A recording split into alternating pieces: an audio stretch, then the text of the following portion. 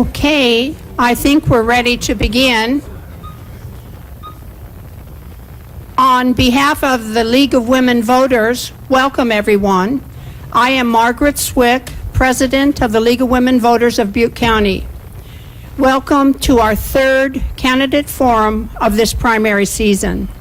Tomorrow night we will hold our final primary forum for the congressional candidates at the Harlan Adams Theater in the Performing Arts Center at Chico State. The League of Women Voters is a nonpartisan political organization. We work to encourage informed voting and civic engagement. We believe that it is an honor to serve in public office. We thank Mr. Grumbles, Mr. Huffman, Mr. Teeter, and Ms. Wright for being willing to run for office because we know it is arduous, and we thank them for being willing to serve. The League always welcomes new members, and you will find information about us on the table outside this room. Thanks to Tony Reed and Marilee Stover, who are our League of Women Voters observers at the Board of Supervisor meetings. Our observers attend all meetings, and they keep the League informed of local business. Thanks today to our question screeners, Claire Green and Tony Reed. League members Madeline Caton and Mary Jensen and Loretta Torres are also helping tonight. Our timekeepers are Lynn and Nancy Hansen. And special thanks to your moderator, past President Jane Wanderer. Please turn off your cell phones. We ask that you hold all applause until the close of the forum. And no cameras or taping, please. Our forums are issue-oriented, and we ask that there be no personal attacks, either in questions or in response to questions. And now, our moderator, Jane Wanderer. Good evening. Before I do my moderator spiel, let me introduce the press to you that's here tonight. We have Trevor Warner from the Paradise Post and Howard Hardy from the Chico News and Review. And by the way, we are being live streamed over the internet thanks to the town of Paradise letting us use their equipment. So when you get home, you'll be able to find this broadcast on the internet, and hopefully some people are watching us right now too. The Office of County Supervisor is a 4-year term without term limits. The term starts next January. In this election, if a candidate gets a majority of the votes, 50% plus one, that candidate is automatically chosen, but will start serving next January. If there is not a majority, the top 2 candidates will run again in the fall during the general election. The election this year covers districts 1, 4, and 5, supervisor districts 1, 4, 5 for the county of Butte. District 5 is a pretty big district. Those of you who are here probably know that. Butte Valley, Paradise, Magalia, Paradise Pines, DeSabla, Sterling City, Inskip, Butte Meadows, Jonesville, and beyond, as well as a section of Chico that is bordered by Bruce Road and Highway 32. This evening we have 4 on-ballot candidates. The candidates have drawn to see who goes first, second, third, and fourth with their opening statements, as well as first, second, and third, fourth at the end with their closing statements. Each of those statements will be 2 minutes in length. When we ask the candidates a question, they will have 1 minute to answer, and every candidate will answer the same question. If any of you want to ask questions as we go along, raise your hand, and one of the question takers will give you a card if you don't already have one, and then hold it up, and they will bring it up to the front to our question screeners. So at this point, let's start with Mr. Teeter, who drew number 1, and after him will be Mr. Grumbles, Ms. Wright, and then Mr. Hoffman. So Mr. Teeter, if you start, please. And by the way, all the mics are on all the time. Thank you. Good evening. It's an honor to be your county supervisor here in District 5 for the past 3.5 years, 2 of which I was elected chair of the board by my peers. Sheriff Corey Honey and retired Sheriff Jerry Smith have endorsed my campaign, mostly for my support of public safety in their endeavors in the jail expansion, town halls, bringing the deputies and the sheriff and the fire personnel CHP to the citizens. That was something unique. And the challenge he had in hiring and retaining and filling open positions with his deputies. I'm also endorsed by retired fire chiefs, Chief Morris, Chief Roche, and Chief Roche and Chief Paradise Chief Brochures. They believe I did a good job with getting cameras at Sawmill Peak and the other lookouts, for getting funding, working with the Fire Safe Council. I've been on that board for 3.5 years as well. And then also I was a forest firefighter when I was in college, and they believe that experience really helps.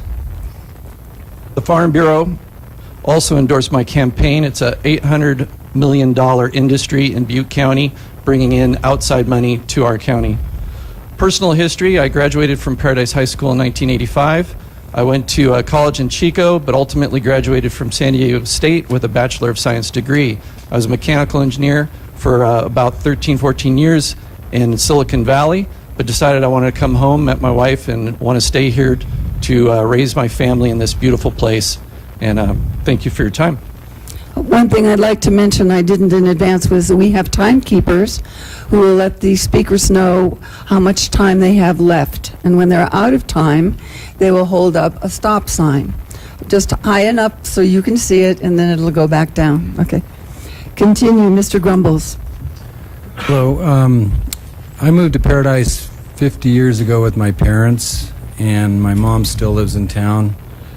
Moved to Nimshu 43 years ago. I've been married for 43 years. We Oaks Lodge in Paradise.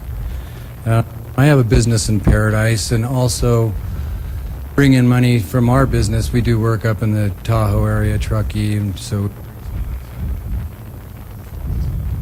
And You need to be closer. okay, is that better? Oops. Can you hear me now? Sorry. My wife has a business in Magalia, and reason why I'm running is I believe that the supervisors voting themselves a raise was a bad message to the employees of Butte County and the public.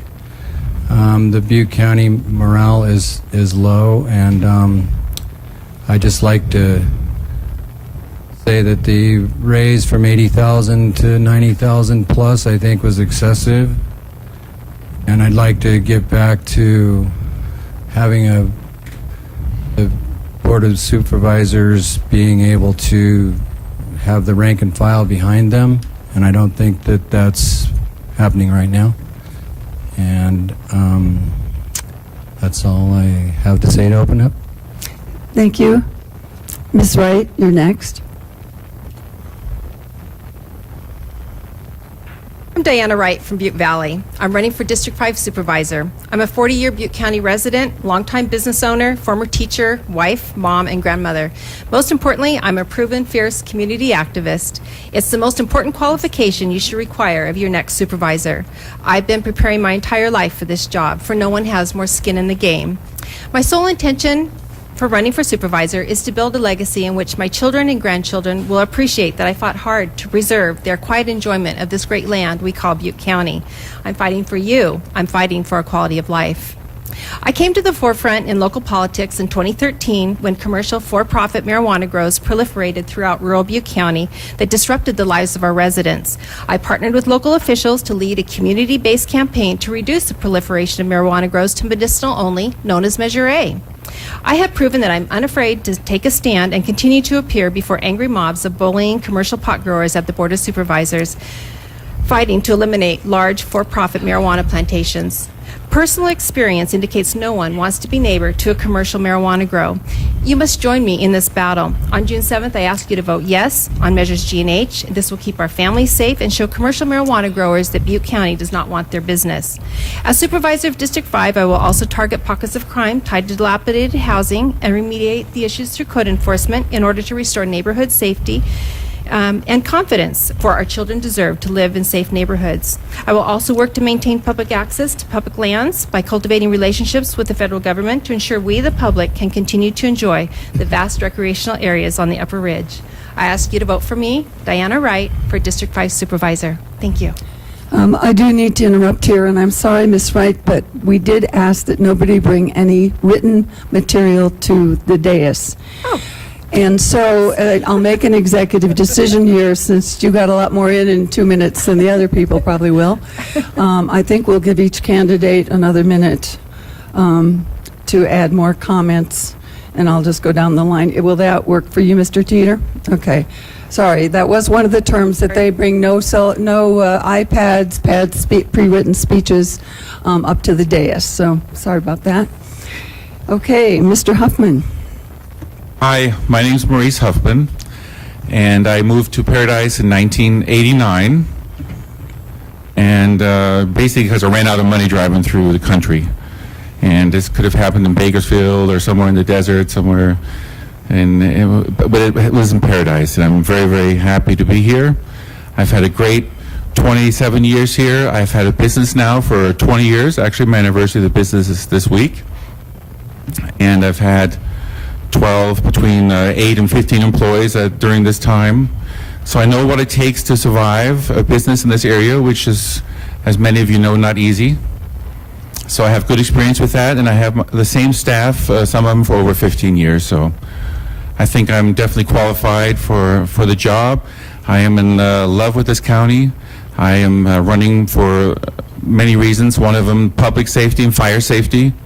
I was here in 2008 I don't know if anybody else was on Penn's Road, stuck in that traffic at the time. That was a very, very scary thing. So I know we have to do a lot of work, and I see some people here from the Fire Safe Council. There's a lot of work to do, and there's a lot of work being done, but it's something I would definitely support. I also think that we need to not embrace, but work with the pot growers. They're not going to go anywhere, sadly. If we push them out, they're just going to keep doing bad things to the environment and bring crime to places that we don't want. So if we embrace it a little bit, work with them, and give them a safe, and tax them and make it a controlled issue, I think that would be a better way to go. Thank you.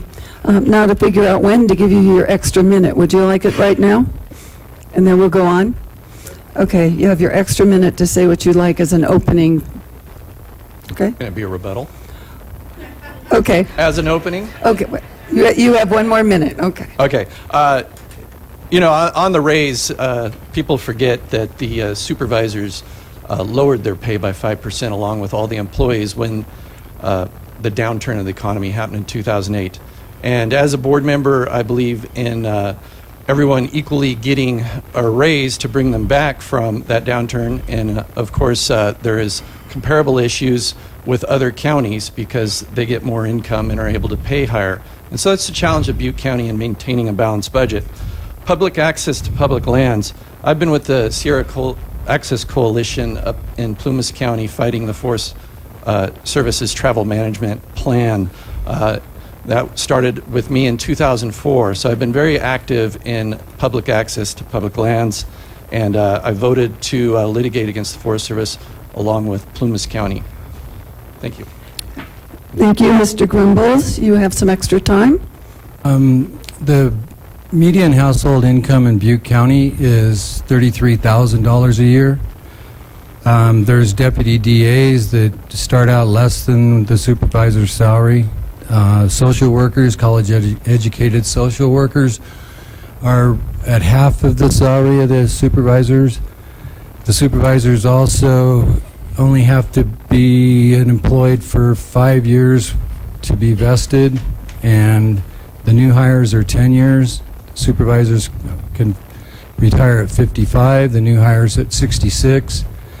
I just think that there's a disparity, and I'm going to return half, if I'm elected, half my base pay, which is $28,000 a year for the term, back to the 5th District in the form of scholarships, athletics, and service organizations. Thank you. Mr. Huffman, you have some extra time. Oh, I thought I already had gotten it. All right. Well, what's important for everybody, not just in Butte County, is to have family values, have a clean and safe environment. So I think that we're all in that same boat here, and I'm glad to be invited here tonight, and I hope I can answer your questions. Okay, that's it. Thank you. Okay, now we'll start with the questions. Each candidate will answer the same question, and we will start with Mr. Teeter. What do you see as our most pressing problem in the county? Well, I think in District 5, it's going to be fire safety. I'm on our board appointed me to be on a board with 35 other counties, so we see what's happening with the drought and the beetles and the death of trees as it's moving forward up the Sierra. Funding is always going to be a challenge. I'm about ready to get on the Sierra Nevada Conservancy, which uses Prop 1 monies as a way to fund projects, and I've always fought for SRA fees, or taxes as we would call it, to come back to our county to reduce fuels. So fire safety, reducing fuel reduction is a super important key issue to District 5. Okay, thank you. Mr. Grumbles, the most pressing problem in the county. Along with the fire situation, AB 109 has put a lot of pressure on the law enforcement and prosecutors, and Prop 47. I don't believe that inmates should be released without having a job to go to or something to keep their livelihood. I mean, I know it's expensive to keep them in jail, but I think that's one of the things that we need to do is have some amendments for 47, PO 109. And along with the fire situation, I don't think that the proposed subdivision of the golf course in Paradise Pines to add 30 more homes is going to help things. And fire insurance is getting hard to get. The Hartford has pulled out of the area. They're not writing any new policies, and they're stopping writing. They're switching their clients to other companies. Okay, thank you. Ms. Wright, the most pressing problem? The most pressing problem in Butte County is public safety. As you know, commercial marijuana growers were invited here in 2013 when the Board of Supervisors, with the exception of one individual, enacted the most generous growing laws in all of the state of California. You could have as many as 99 plants grown here. We were successful in passing Measure A 2 years ago, and that allows medicinal grows, and the county was asked to clarify restrictions for growers, and so we have Measure G and H. You need to pass those so that growers will not be allowed to grow 300 feet from your front door, or considered under the Right to Farm ordinance from nuisance abatement. So it's very important that we continue to work to make sure that Measure A stays in force for the safety of our residents, because no one wants to be neighbor to a commercial marijuana grow. Okay, thank you. And Mr. Huffman?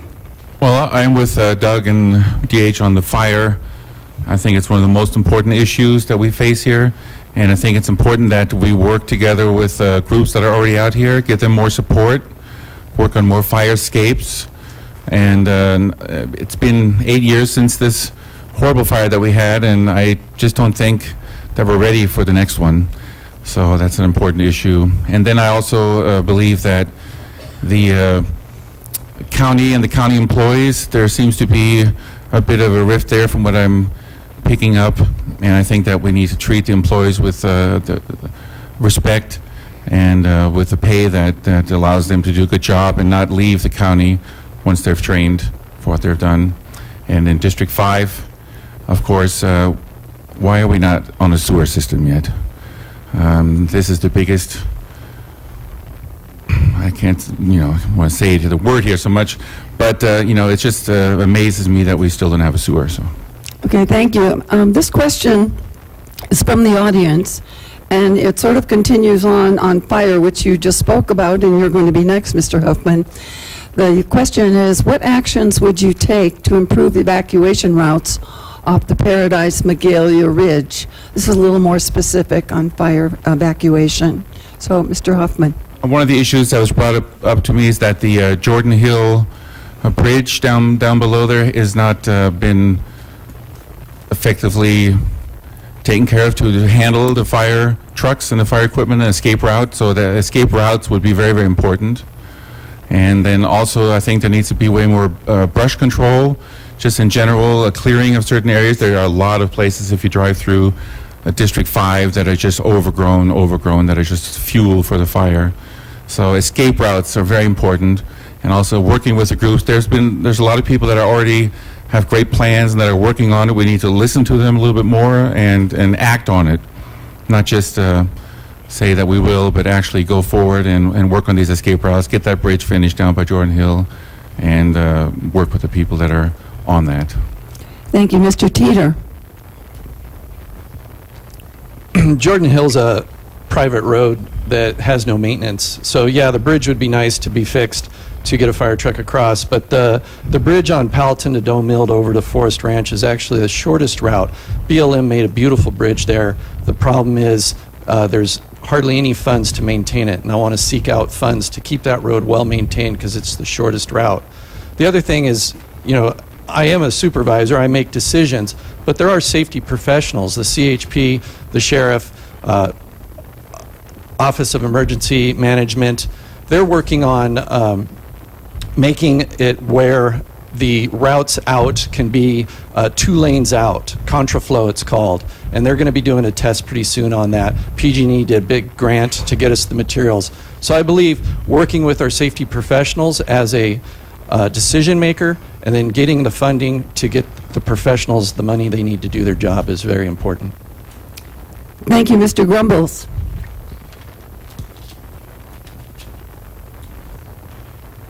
The escape route that was proposed, actually is done now up above Butte, Inskip, I think is not really helping us a lot. I think that we should have a combined fire drill between Magalia and Paradise and see if we can raise some concerns and see how it might work if there was a fire. I know it's the infrastructure and all to do that was pretty much maybe out of hand as far as trying to do something like that, but I think it'd be good to have some kind of plan for the citizens to be able to say, okay, we're going to go this way, you guys are going that way, and maybe 2008 thing might not be as bad if we can plan ahead. Okay, thank you, Ms. Wright. Evacuation.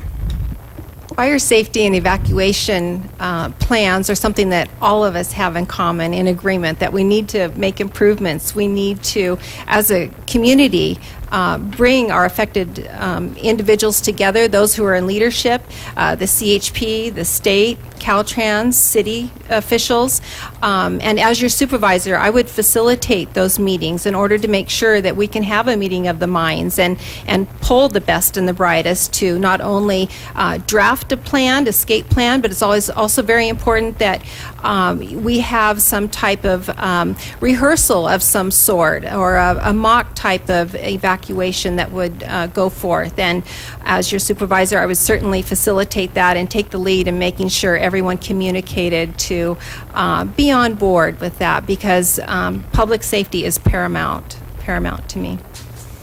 Thank you. Just to give you an idea of how long we're going to go tonight, I think we're going to have an hour and 15 minutes for questions, and then a final 15 minutes during which you can give your closing comments, and then there'll be a little time as people are leaving that you can talk with them in the hall, one-on-one. Okay, next question, and this time we will be starting with Ms. Wright. Just a little happier note. How will you promote tourism in Butte County? As your supervisor, I would certainly promote tourism. You know, we are so fortunate, as we mentioned earlier, District 5 is a huge piece of geography. And on the Upper Ridge in particular, we have some fantastic recreational areas. It's critical that we maintain them for public access, and our current supervisor has been excellent in his promotion of making sure that we can maintain access. I will also continue that and also work locally to make sure that we expedite this in ways to facilitate through our local Chamber of Commerce and make sure that we get Paradise, Magalia, Sterling City, the Upper Ridge on the front page. But we need to build a safe community. We need to protect it from these commercial marijuana grows that are hijacking and making it very dangerous for folks to wander about in our Upper Ridge. So I need to have you join with me in making sure that we do have a safe community so people can explore. Okay, thank you. Mr. Huffman, some ideas on promoting tourism? Absolutely. I've also been in the entertainment business for the last 20 years, and this place is awesome. The climate is incredible.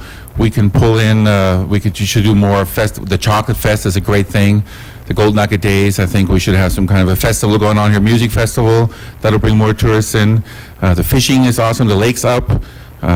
There's so much that we can do here. We need to work with the Chamber of Commerce. We need to, luckily we have a few hotels in here that are very nice.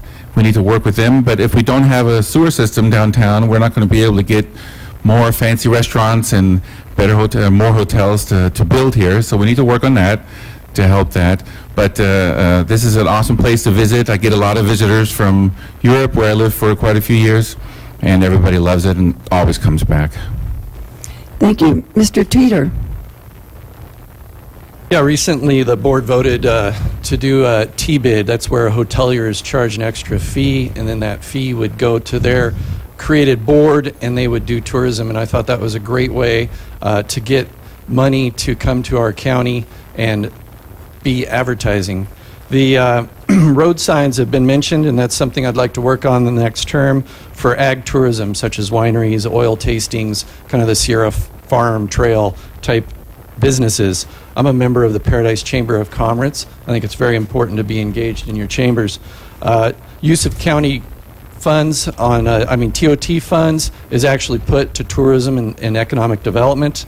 I ran for Chocolate King on the Chocolate Fest. They got an award at the Sacramento Fair.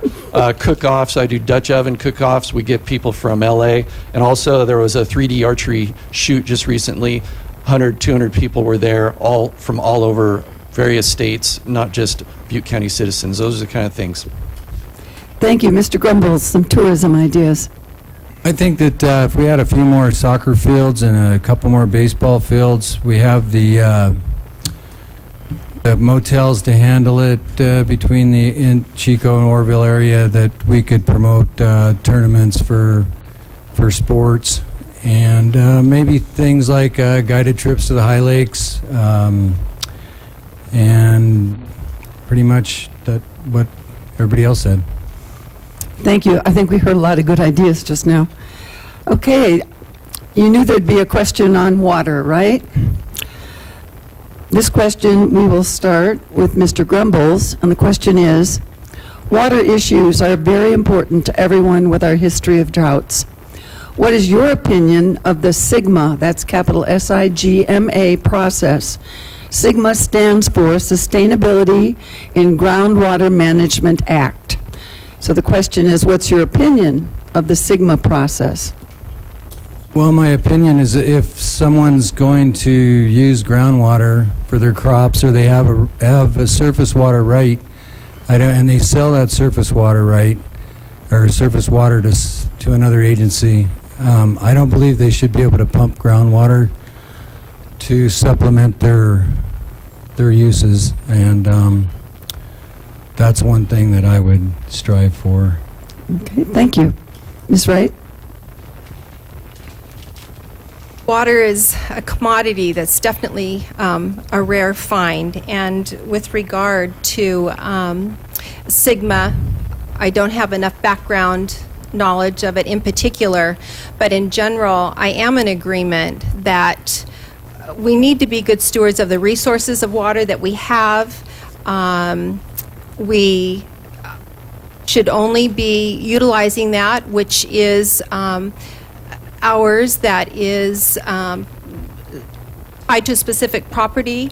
And if we choose to give that up or to sell that water to someone else, we do not have permission to access other water provisions.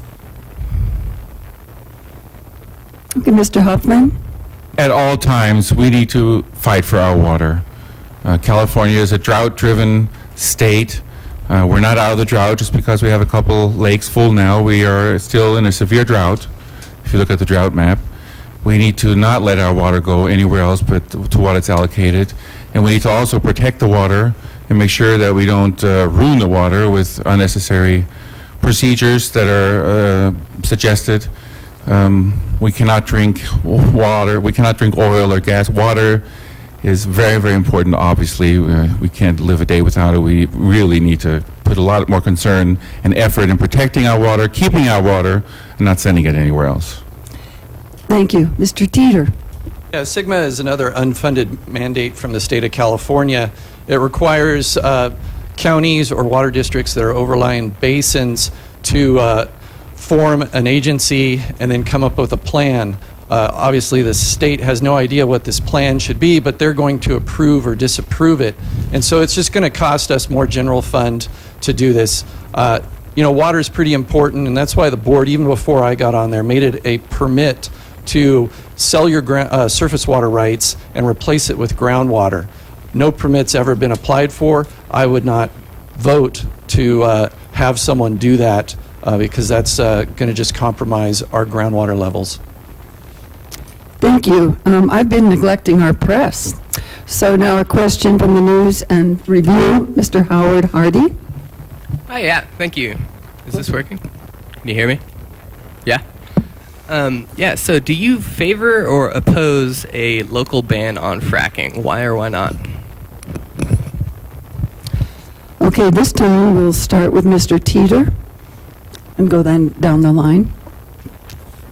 Obviously, as I was on the board when we addressed all this. There's a lot of issues with fracking. A lot of scientists disagree. I felt, after we heard all the evidence, that we came up with the best plan, which was to require a use permit for fracking, as no scientist was able to say we have frackable geology in Butte County. The other thing was to make it a use permit to either store fracking waste or any other nasty waste, or also inject it into the ground, which seems to be agreed upon by scientists as bad things have been happening, particularly in the Southern California part of the state. So the ban on fracking, Measure E, is poorly written, and it's too bad that the advocates jumped the gun. They didn't look at San Benito County to a good ban on fracking. So it could compromise one of our biggest taxpayers, Wild Goose Facility, which stores natural gas in old gas wells. And I would, from my point of view, vote no to Measure E. Mr. Grumbles? I would support a ban on fracking in Butte County or in the state. I don't think since the chemicals that they inject into the ground they don't have to reveal. They're proprietary, supposedly. They don't have to tell us what they're doing. I'd support a ban on fracking. Ms. Wright? You've received a really comprehensive overview from the incumbent on fracking and the board's decision locally. I support the board's action in terms of requiring a use permit, and that with less than a dozen wells in all of Butte County, due to the fact that we certainly don't have the geology to support that type of activity. I do not support Measure E. I know that what we have in place as far as regulations and the use permit will protect Butte County residents, and the board has done a good job of providing for that. Thank you. Mr. Huffman? I absolutely would vote yes on Measure E. There's no reason anybody would ever want to get a permit to frack if the geology wasn't correct. There is no reason they would. It's obvious that there's going to be fracking going on if we permit it, and we don't need it. Okay, thank you. For one little rebuttal. Okay, then other people will get to do a rebuttal as That's well. fine. I just want to Okay. say on the disclosure, SB4 passed in California requiring the fracking materials to be disclosed. Thank you. Thank you. Does anyone else have another comment on fracking before I move on? Okay, now from the Paradise Post, Mr. Warner. Hello. I'm just going to go back to fire safety. I understand the county is reevaluating its fire contract with CAL FIRE, and so what does that mean for the county? Is it possible that CAL FIRE may not be servicing the county with fire service, and then who would be? Okay, this question, we will start with Mr. Huffman. I would have to ask Doug that, because I don't know that would be the guy we'd have to ask, I guess, what their plan is, because I have no idea. I have not been in the office discussing that. So I personally, the only thing I really am in touch with is that some of the local volunteer firefighters feel a little bit disconnected with, but I'm not, what is the plan? Mr. Teeter. Thank you for that segue. Well, as supervisor, it's our job to analyze what our costs are. It's been a while since fire services have been analyzed. CAL FIRE has been a contractor for Butte County for a long, long time. So it's the rumor that we're getting rid of CAL FIRE is false. We're just looking at the costs involved, other options like a whole entire countywide district, and it's just an analysis. You know, again, I'm endorsed by 2 retired fire chiefs from CAL FIRE, Butte County Fire. I'm going to go to them and get their advice, and also, you know, a Paradise Fire Chief, Jim Brochures, as well, on their advice, because it's a complex issue with the rise in minimum wage. It's raised, you know, a kind of a $13 million cost to a $15 million cost, and as minimum wage keeps rising, that's going to just put it really our general fund in a dangerous situation. So analysis is always good. To you, Mr. Grumbles. Analysis would be good. I don't know. I haven't seen I've seen the survey that they're taking, but I don't know if we can put it on the backs of the minimum wage people. I don't know. I haven't seen the analysis, though, so that's not a fair assumption, probably on my part. Ms. Wright. CAL FIRE has done an excellent job of providing protection for our residents. I was part of the 2008 fire, and it did escape my home. However, my neighbors weren't as fortunate. We need to do everything we can to provide excellent essential services, including fire. Costs are rising, though. We do need to take a look at it and see how we can bring it in line to keep our budget balanced. Okay, thank you. This is a question from the audience. Why should I keep my business, my own business, in Paradise rather than move it to Chico? And the question, start with Ms. Wright. Reason why you should keep your business in Paradise is because it's the best place to have a business. We have fierce community loyalty here in Paradise. I'm a 40-year resident, and our local consumers know that shopping local is powerful. In fact, each dollar spent in a community is recycled 7 times. So if you haven't come on board to shop locally, I encourage you to do so. We are a tight-knit community and are continuing to grow, and as long as we maintain a safe community, we will continue to build customers and attract more people and stable families to live here. Mr. Huffman, how would you encourage someone to stay in Paradise? I've had a business here for 20 years. Like I said, my anniversary is this week. A retail business and a wholesale business and a manufacturing business all together at one place. And you can survive in Paradise as a business. You just have to come in with the attitude that you're doing a business, not on the fly, that you're here to stay. And we have enough shoppers in Paradise. Look at the traffic going down to Chico. We need to keep everybody here for shopping. There's enough local loyalty. There's a great community sense. Got to know a lot of people over the years having a business here. I encourage you to have a business here, and I'll do everything I can to help you. Okay, thank you. Mr. Teeter. You know, I grew up in Paradise. My wife and I are starting businesses here in Paradise shortly. Problem I guess I have this question is I'm a Butte County supervisor. I look at the whole county. I have a little bit of Chico. I have Sterling City. I have Butte Meadows. So, you know, sure, I'd love for businesses to stay in the towns that they started, but maybe they're growing. And, you know, I have the philosophy, if one wins, we all win. A lot of people live up here, and, you know, it was mentioned the sewer. A lot of businesses can't be here. That's why we have a lot of vacant stores. And I support, as a county supervisor, granting the easement to get a sewer through Butte County to wherever it needs to go to get rid of the effluent. So that is something, as a supervisor, to keep businesses on the ridge, is to support the town in their endeavors to keep businesses here, and along with the Paradise Chamber. But I have to look at the big picture of the countywide, and one wins, we all win. Mr. Grumbles, how would you encourage people to keep a business here? We moved, our company moved from Chico, our retail business in flooring. My wife has a business in Magalia, like I mentioned. The geology of Paradise is not going to lend itself to some businesses to move here. It's going to be better in the valley for them. And maybe we can attract more of the employees that work for them. And the sewers are going to be a big part of any business that's going to be impacting this sewer situation. Okay, thank you. This question, we will start then with Mr. Grumbles, but it's interesting. If you were a county supervisor, and for those of you who are, do you see your priorities for District 5 interests over county-wide interests? Would you focus your attention more on District 5 or the whole county? Well, I guess you'd have to focus more of your attention in your district, but the whole county and state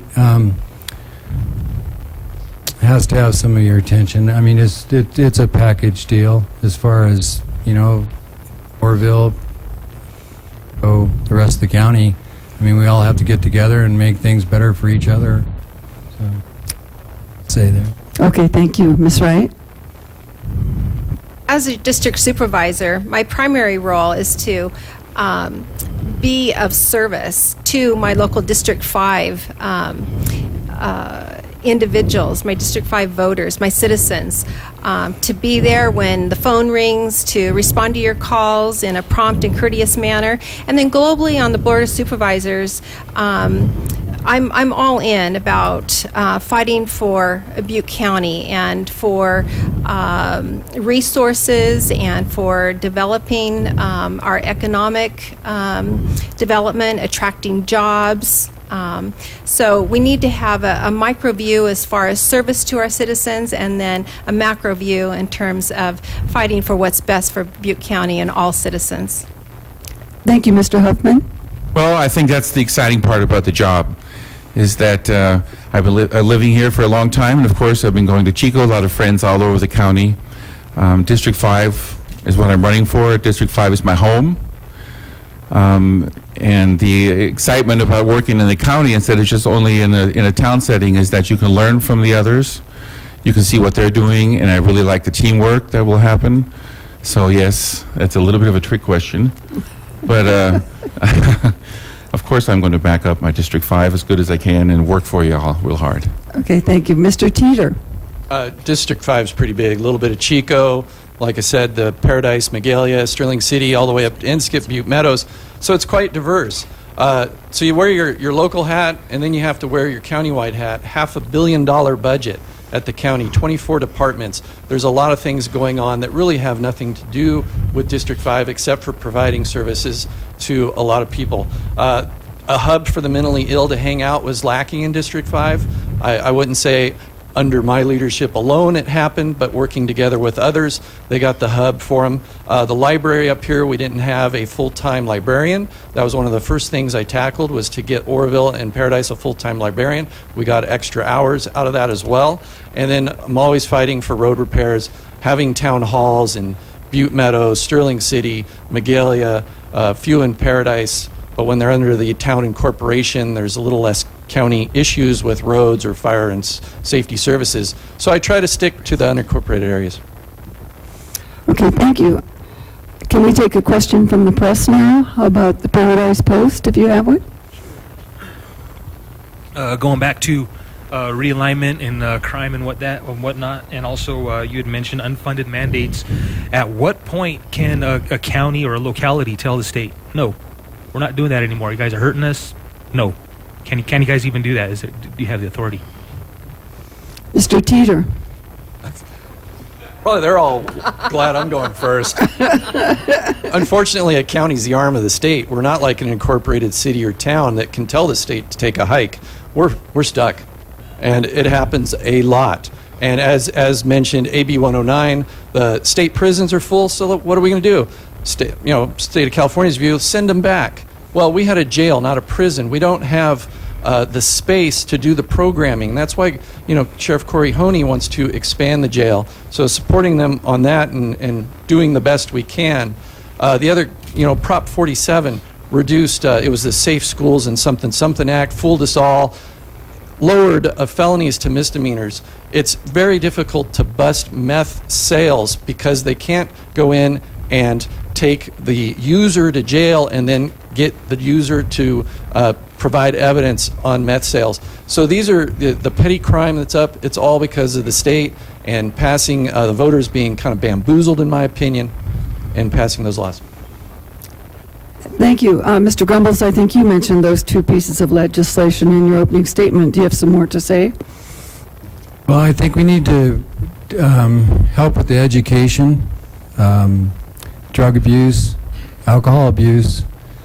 All these things tie into the reason why people are in jail. They cost the resources time and time again every day, as we've seen in town.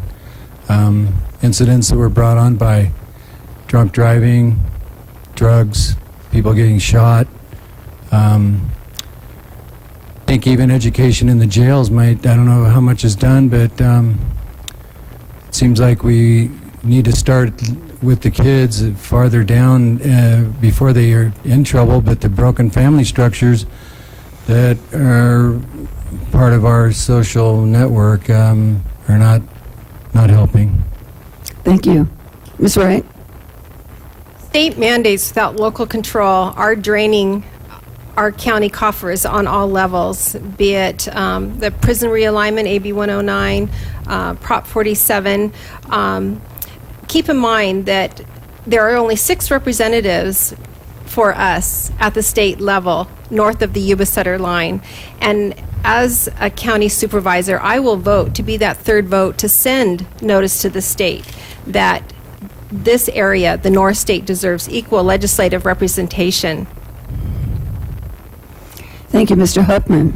Well, I got the feeling that the people in the state don't come out here often enough. The life in Sacramento and the life in the rest of the place seems to be a little disconnected. I don't think they really know what we need as they should know it. And I will fight, and we have to fight. I have always liked fighting bullies. So, fighting mandates and fighting the state and fighting for our rights and our funding will be something I'm really looking forward to. Thank you. Can we have a question from the News and Review? Mr. Hardy? Yeah, absolutely. Hardy? What is the most viable solution to the problem with the septic systems in Paradise's business districts?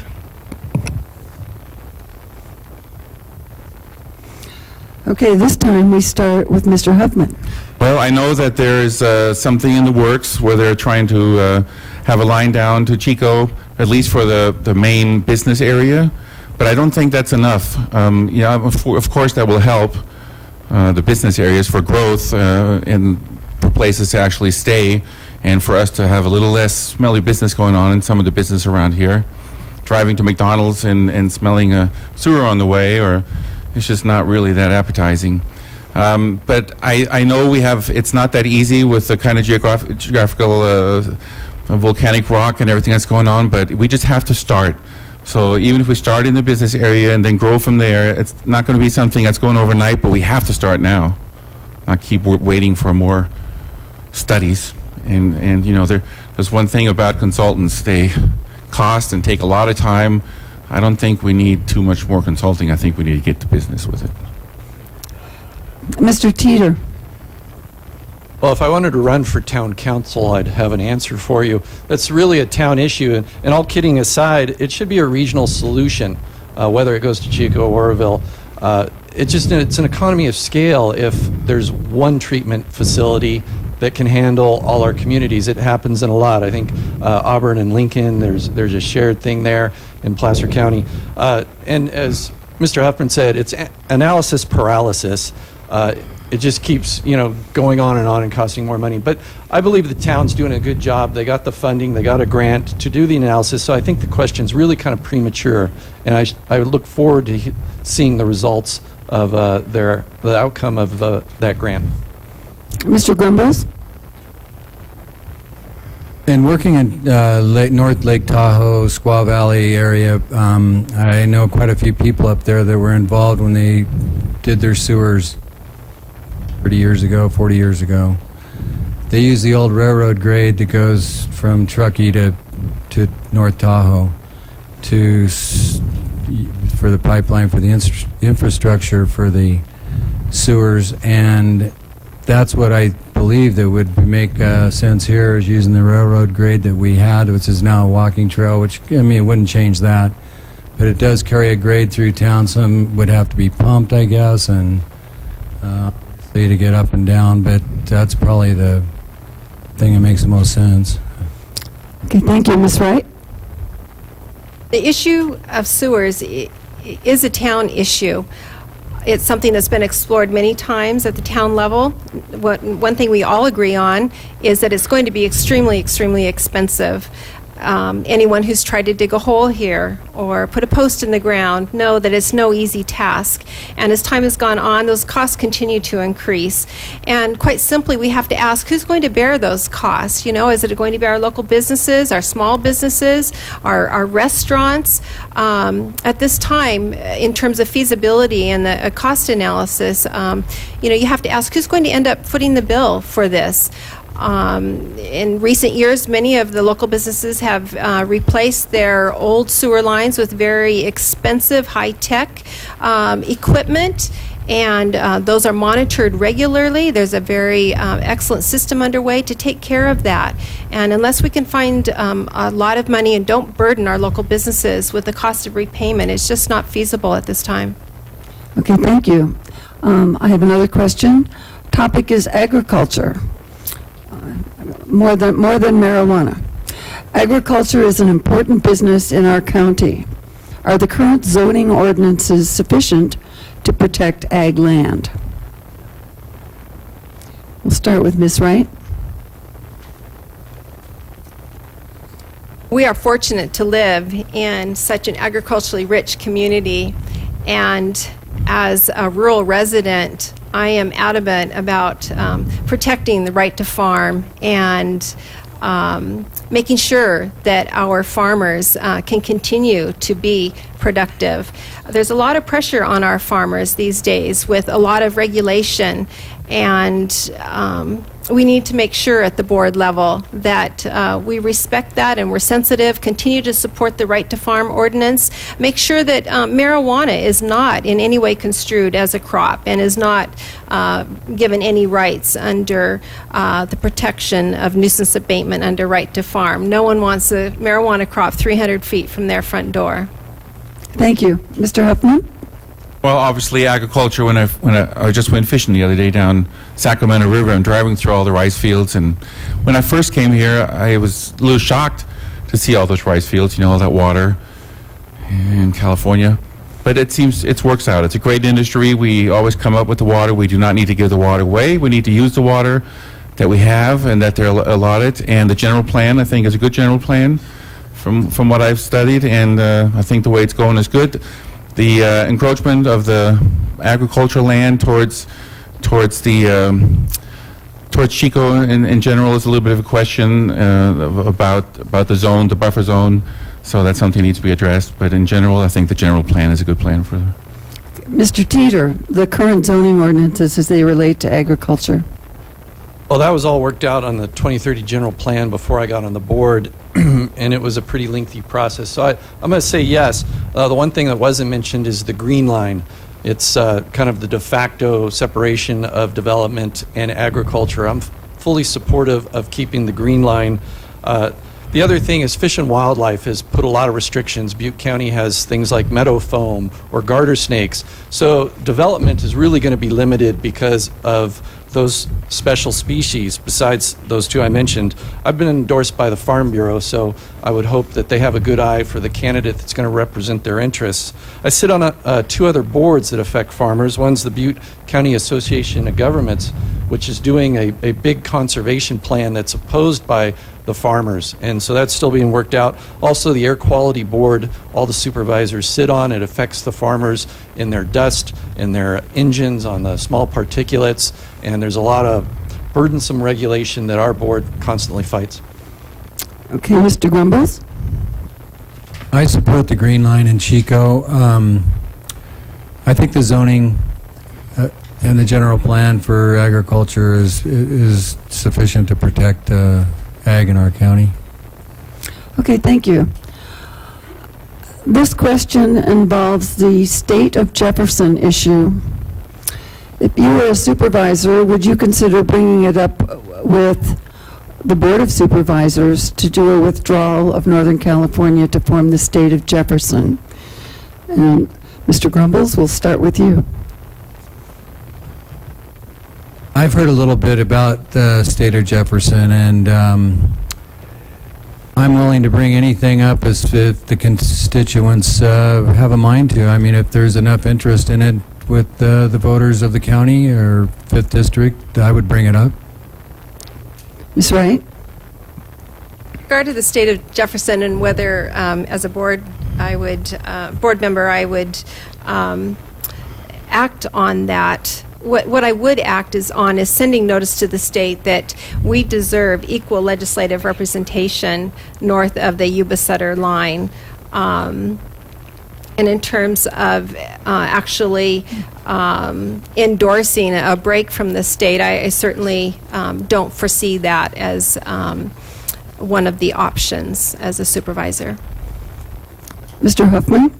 Well, you know, the first meeting that I had, or the first talk that I had about the state of Jefferson was at a gun show. I had a gun shop for a little while here in town, and a guy came up with a state of Jefferson shirt on and told me that if state of Jefferson was there, we'd all have automatic guns and we don't have to worry about any regulations.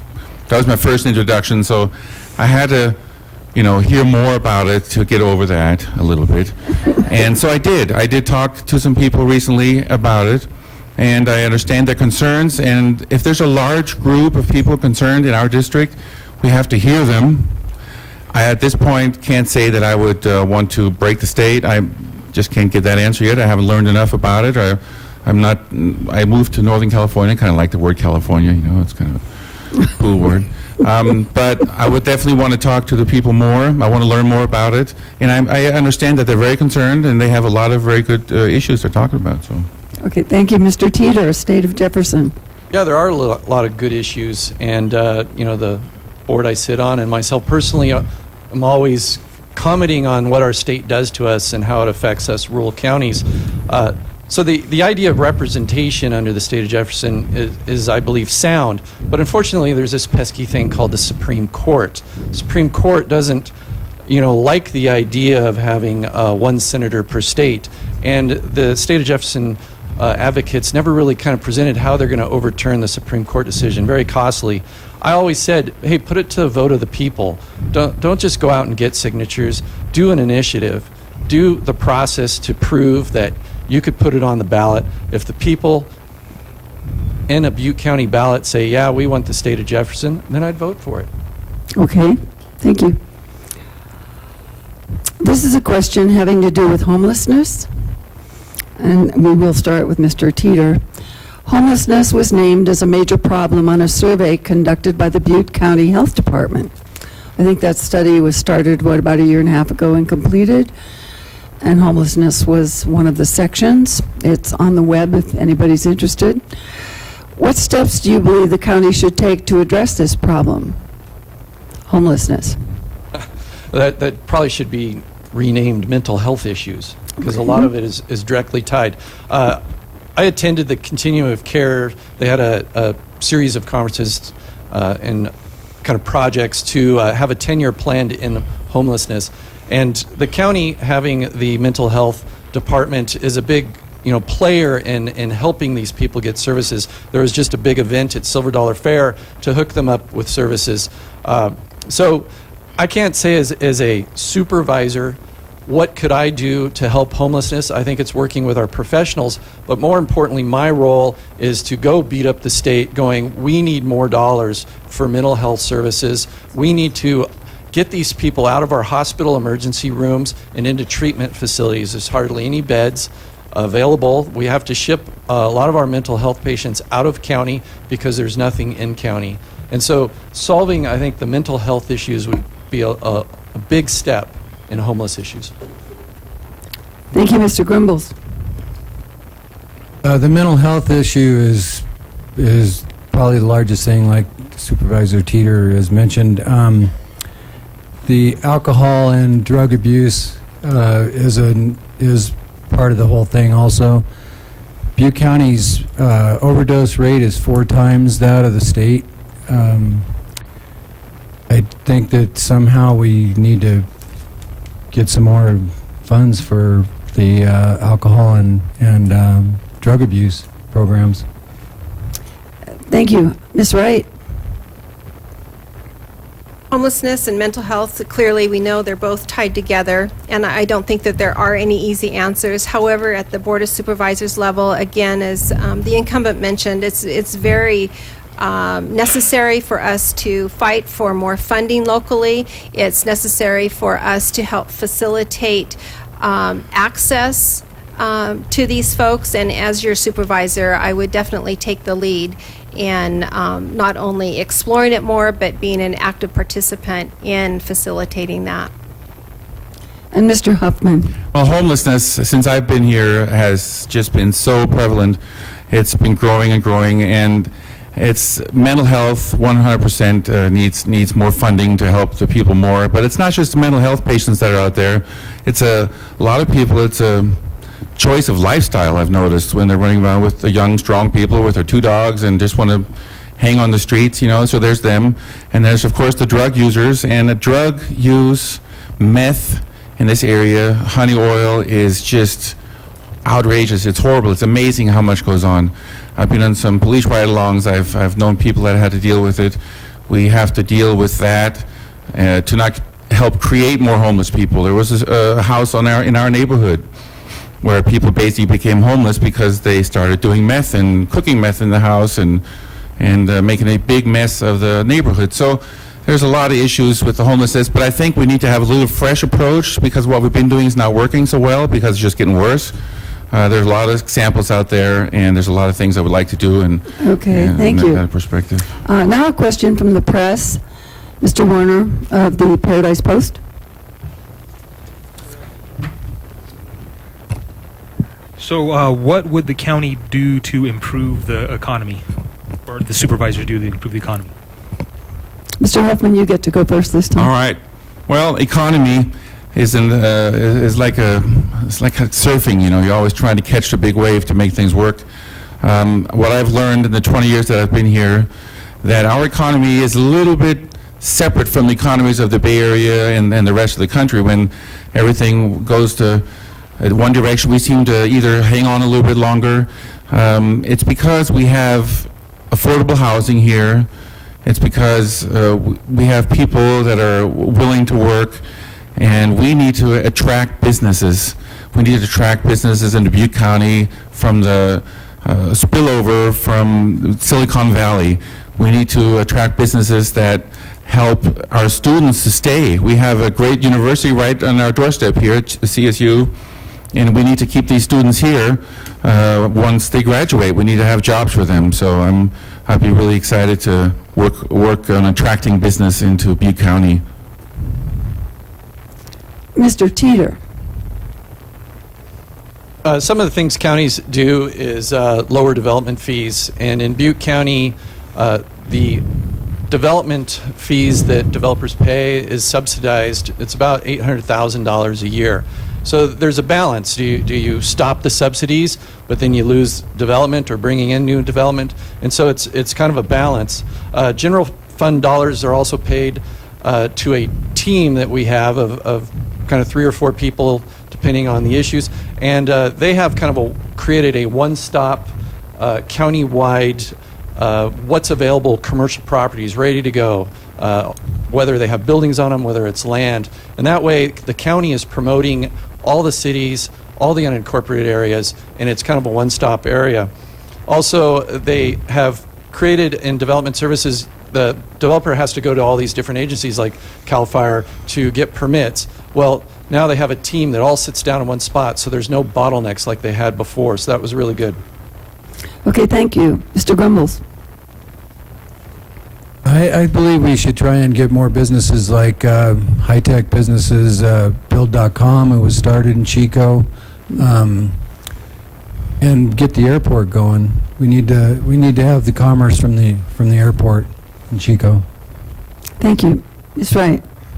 We want to build our Butte County economy. We have to offer a community that's safe, where families, stable families, are attracted to move here and settle here, where businesses want to expand and locate here. But our community needs to be safe. We need to have a balanced budget at the county level. They've done a good job of doing that. We can't be increasing taxes or creating new ones. We need to offer essential services and make sure we're providing reserves in our budget. And that's how we're going to build our local economies, by keeping our families safe and building a safe community.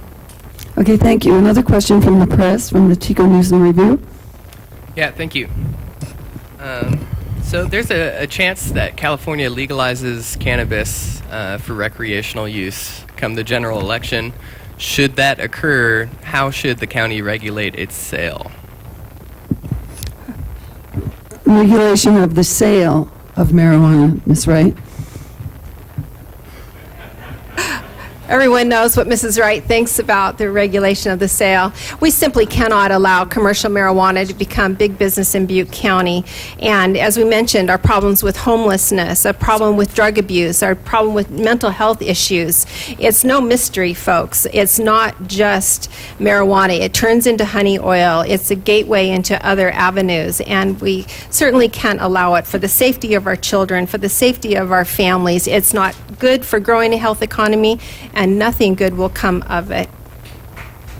Could you hold your applause till we're all done, please? Mr. Huffman? Well, I wish it was that simple. I grew up as a musician, knowing a lot of people that were into drugs, and I was always the one that had to drive the bus because I never liked doing drugs. So when I came here, and this famous California pot that everybody talked about when I was living somewhere else, it is a huge issue. And it's just not going to go away. No matter what we do, it's just going to get more criminal. The pollution, we definitely don't want it in town, anywhere close to anybody's house. I'm highly allergic. I would actually drop dead if somebody gave me a cookie here. So, for myself, I don't believe in the use of it, but I have noticed and learned over the years that it's not going away. So I would believe regulating it very strictly where it can be grown and sold, and use that tax money to prevent our children from using it, like we've done with the cigarettes. California is the least smoked place in the world.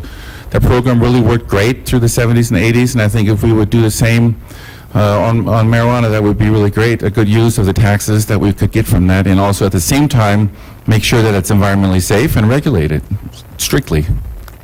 Thank you, Mr. Huffman. Mr. Teeter? So regulating the sale, that might also be another good question for someone running for city council, because they don't follow the Board of Supervisors rules. The unfortunate part is a dispensary is likely to come to Butte County in one of the incorporated zones. The county's unfortunate issue is it becomes the grow area. And there are a lot of issues with grows near residences, grows without proper water supplies. You look, and if you don't like the way lumber companies used to strip the land, well, the same thing's coming with huge grows in our foothills. So there needs to be heavy regulation. But what needs to happen for the county is we need to get a piece of that sales tax revenue so we can solve our problems with enforcement of our current regulations and keep grows, if they do come to Butte County, from becoming a nuisance to our neighbors, ourselves, and also harmful of our environment. Thank you, Mr. Grumbles. If that does come about, I would hope that they would regulate it a lot better than we do with cheap alcohol, cigarettes, all combined. I mean, it's I don't know. I guess we need to cross that bridge when we get to it, but we're not doing so well on some of the other things that are already out there. Okay, thank you. I did mention earlier that we would have a time limit. So anybody whose question has not been asked, my apologies. This will be the last question before we do the closings. And it will start with Mr. Grumbles. And I chose this one because it sort of covers a couple things. I think it covers not only bringing more employment, but also repairing many things. And it's titled Infrastructure. What infrastructure improvements do you consider most needed in the county? And we'll start with Mr. Grumbles.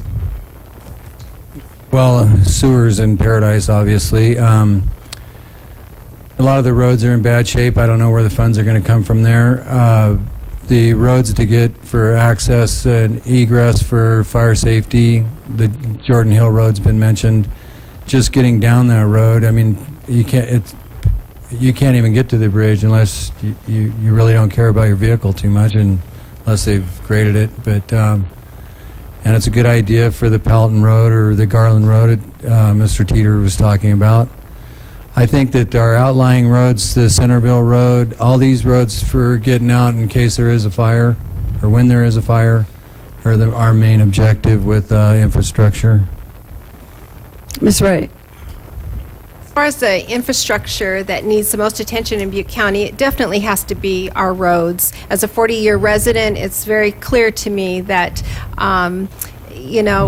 we just don't have proper maintenance being done, and clearly anyone who tries to commute to Chico during rush hour, it's understandable that we need to make some improvements there and fight for greater tax dollars and better support there. Thank you, Mr. Huffman. Infrastructure is very important. I'm not quite for sure that that huge, big intersection they put between here and Oroville there was that necessary. At one point, I think it was the biggest project of Caltrans at one point. But fire escapes, like I mentioned before, very, very important.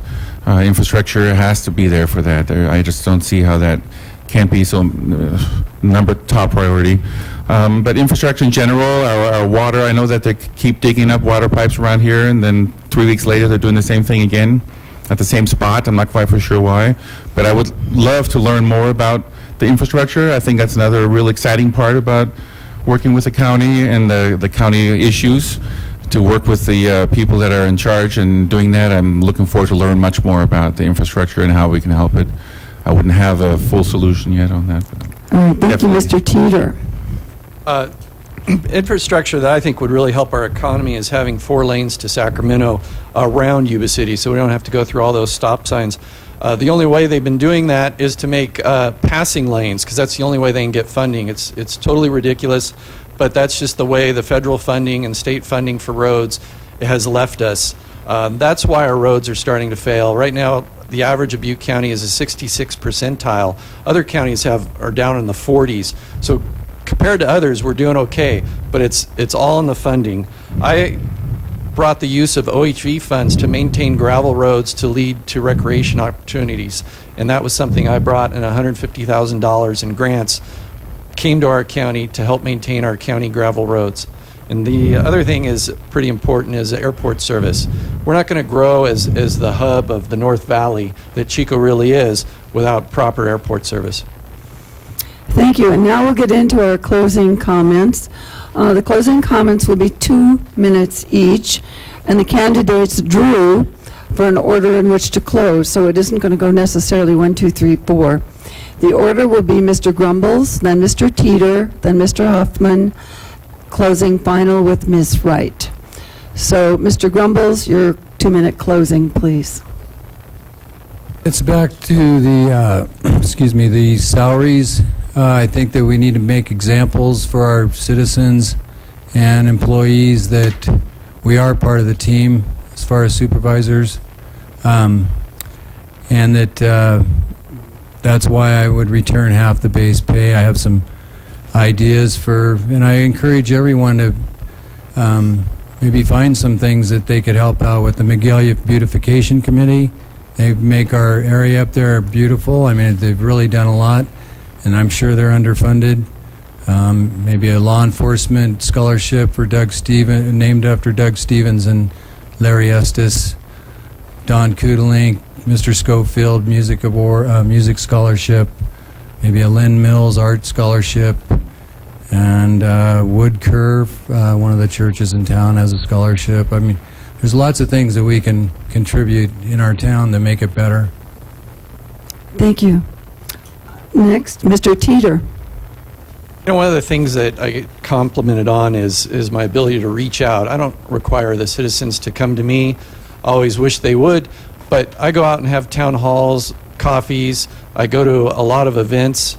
I went to events in the POA, go to events in town, again, member of the chamber. Barbara Allen, Bill and Pam Hartley, Ed and Diane Lewandowski, Sherry Swim, Kelly Connor. Those are community members that are endorsing me for another 4 years. They really enjoyed that I'm out in the community all the time. And that's really important to be a supervisor, is to be accessible. I really consider this a 7-day-a-week job. I answer the phone or emails at all different hours. It's, everything can be done through the cell phone. I have an excellent staff up here in Paradise that's there 5 days a week. Well, I believe I'm the best candidate, for fire safety based on my experience and my record. I am endorsed by the sheriff in preventing crime. I've always voted for a balanced budget and will continue to do so. And tourism and recreation is very important to our economy. I want to thank you all for coming. I want to thank the League for having this forum, and I look forward to your vote so I can serve you another 4 years. Thank you. Mr. Huffman. I would like to thank you for having me, thank the League for coming, and I would like to thank you. It seems like we have concerned citizens here, which is great. This whole community, what I've learned in the 26 years I've lived here, 27 years, is that it's a tight community and that people take care of each other here. And I've been embraced with my business, with my music, and I'm very proud and very honored to be up here today to be able to take this to a next step to my commitment to making this Butte County a beautiful and keep it safe and clean. After all, that's what everybody wants. What does everybody want at the end? They want to live with good family values. They want to have a safe environment to live in and a clean environment to live in. And I hope to do the best that I can with my business experience, with my experience in entertainment, and with my experience with people in general. I hope that you'll vote for me. Thank you. Ms. Wright, you're last. I, too, want to just express my thanks to the League of Women Voters and for you folks showing up today. When you consider who you're going to elect as your next District 5 representative, I hope you consider that I am the most passionate. I have the most skin in the game as a mom, a grandma. I want to see Butte County continue to thrive and encourage businesses to locate here and attract stable families. And we can only do that if we hold the line and prevent commercial marijuana from becoming big business here. We need to continue to have a balanced budget and not raise taxes or increase or create new ones. And increase our library hours is very important to me. I will be that vote. And I also be that vote that sends Sacramento notice that we deserve equal legislative representation. As a conservative woman, I will vote my conscience, and I do ask you to vote for me, Diana Wright, District 5 Supervisor. Thank you so much. We can all have a round of applause now for the candidates. And one last word from our president. Our President, Margaret Swick, would like to do the closing from the league. I'll let you do the closing, Jane, but I wanted to say one thing. Many league members have worked on the past 3 forums. We have one member of our board of directors, Rose Kelly, who has done the lion's share of the organizing and putting it all together. So I think we owe Rose, sitting right out here with her husband, a round of applause. Okay, thank you. I just want to thank all the candidates for coming, the press, all of the league helpers, and I would like to put in one little plug for the League of Women Voters of California Education Fund. It's called Voters Edge. Some of you might have known it as Smart Voter. If you want to learn about the candidates all over the state, including candidates for president as well, you can go to votersedge.org. That's VOTERSEDGE. I'll leave this up there, .org. And some of our candidates here tonight have already put their candidacy on there. The State League gives every candidate running for every office. In the fall, you'll see people from the sewer district, from the water district, and we give them a chance to have a free web page if they'd like. And so I just want to make sure that it's a good place for you to go to get more information on the candidates, the measures, and some of the upper candidates, how much they're spending on their election. Thank you. Thank you all for coming. Good to see you again. Good job. Yeah, bring your guitar next time so we'll have some entertainment. Okay?